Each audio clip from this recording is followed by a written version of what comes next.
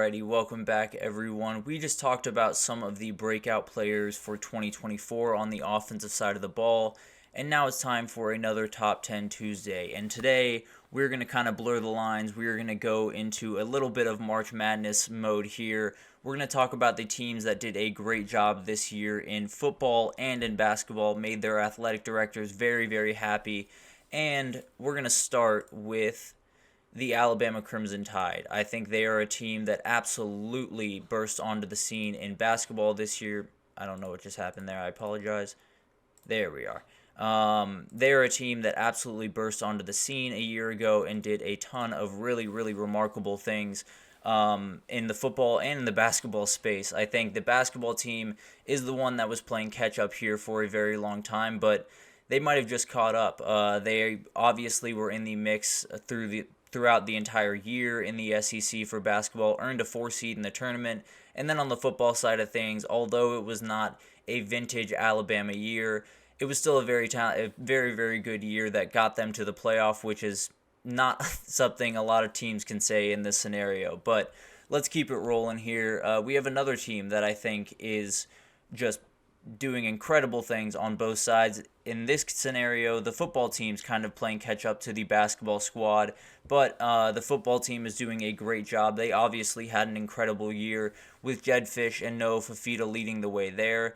The basketball team was absolutely dominant throughout their Pac-12 schedule, led by Caleb Love, the UNC transfer, got a 2 seed in the tournament, and a lot of people, including myself, are picking them to come out of that region and be in the Final Four. So very excited to see what they can do in the tournament. But also, this Arizona football program, I think, is one that is building up a ton of steam and someone that a lot of y'all will be hearing a lot from in the new iteration of the Big 12.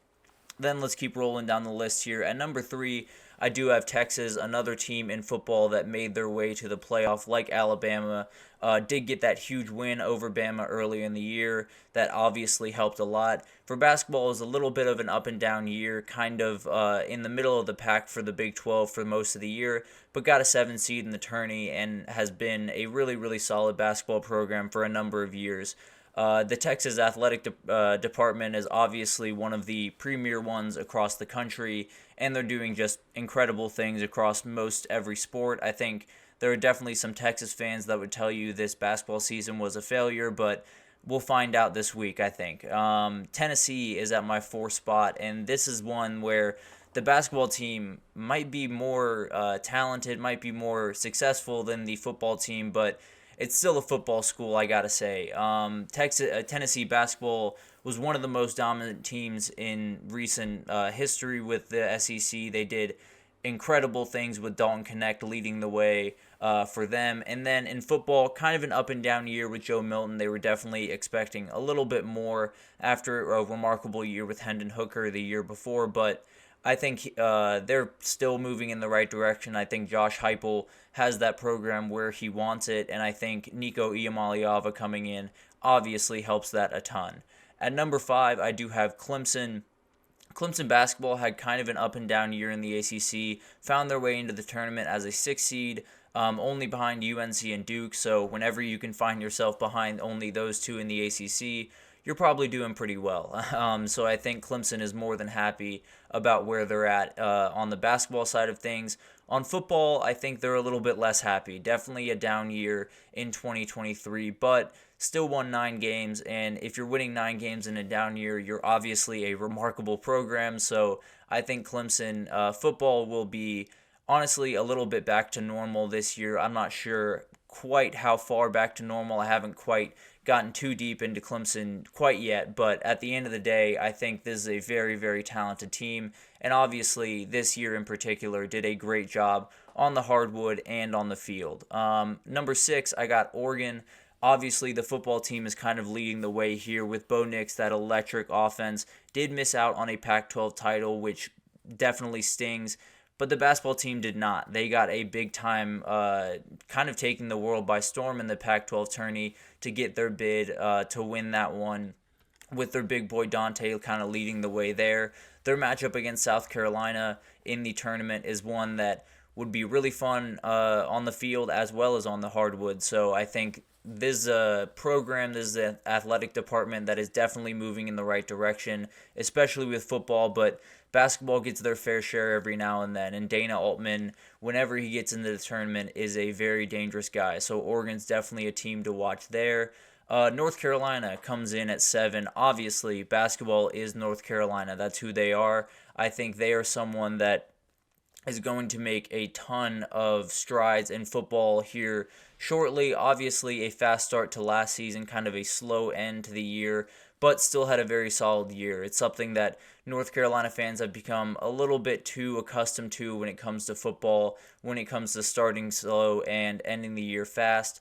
But the basketball team did win a regular season ACC title, came up short against NC State in the tournament title game, but found their way into the tournament, are a 1 seed. They will be leading the way in one of those divisions. So the basketball team is business as usual, really, and the football team's still kind of working their way a little bit.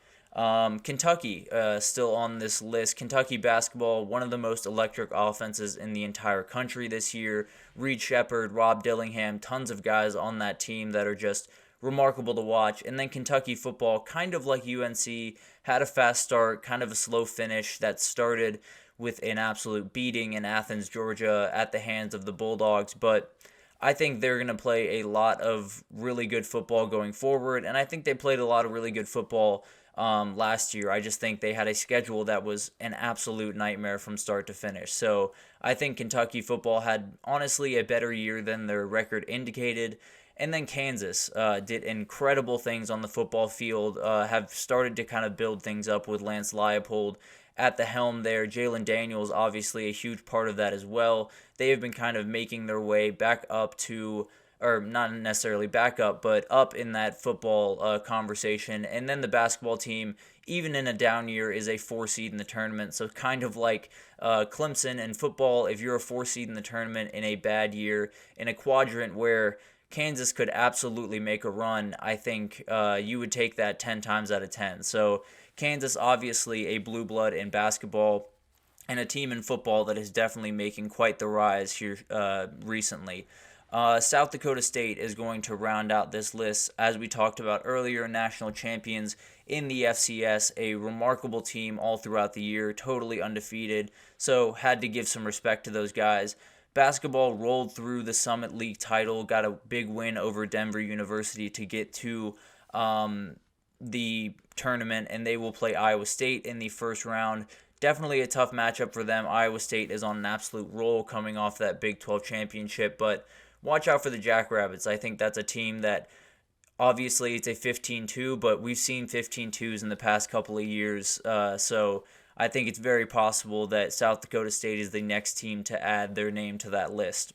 But a lot of really, really tough rankings here, to be totally honest. It's very hard to contextualize how to rate all these, how to measure all these, and it was not easy. I think Duke absolutely could have been on this list. I think maybe they should have, honestly, looking back on it. But at the end of the day, I feel pretty good about this 10. I think there are a ton of programs, athletic departments that are very happy, and there are teams that are starting to kind of make inroads to join this list. There are tons of teams in the SEC that are starting to put more and more money into basketball and make that a more premier sport on their campus. I think Auburn obviously has done great things in basketball, winning the SEC title this past week, and in football starting to kind of make their way up under Hugh Freeze. So I think this is definitely a list that will be morphing throughout the years, but for right now, I think these are the teams that have kind of set themselves above the pack when it comes to football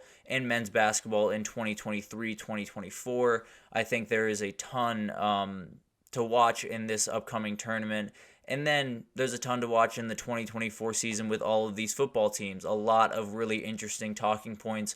Obviously, Bama, Nick Saban walks out the door, tons to deal with. You have Arizona building off the year that they just had. Same thing with Texas. Same thing with Oregon. So tons of teams to watch in this group, I think. Whether you're a big-time basketball fan or you're a big-time football fan, I think you can get a little kick out of this list and kind of enjoy it for what it is. So Definitely a very interesting exercise, one that as you're going through it, you never know if you're making the right decision or putting people in the right spot. But at the end of the day, I think I got to a pretty solid top 10. But that will do it for this edition of the GSMC College Football Podcast, brought to you by the GSMC Sports Network. Your support means so much to us, so please remember to subscribe to the show and leave a positive review. It does make a huge difference for us here at the network. Also, follow us on Facebook or Twitter or X if you'd like to call it that. I still call it Twitter, TikTok, and Instagram for all of the content and updates that we will be putting out on a daily basis. We have so many incredible people doing work on every sport you could think of, from basketball to baseball to college football to wrestling. So anything you could possibly want, we have it covered. Obviously, if you're a big basketball March Madness guy, my guy Nelson over on the basketball podcast will definitely get you taken care of there. We'll have some great insight. We also have some sports guys, TJ and Jeremy, that do incredible jobs, and definitely will be covering the March Madness bracket as it starts to unfold. So tune into those shows if you're a March Madness guy. If you want to keep up on everything college football, right here is where you need to be at 9 a.m. Eastern every day, Monday through Friday. That's where I'm going to be. So again, thank you so much for listening, and I will see you guys tomorrow.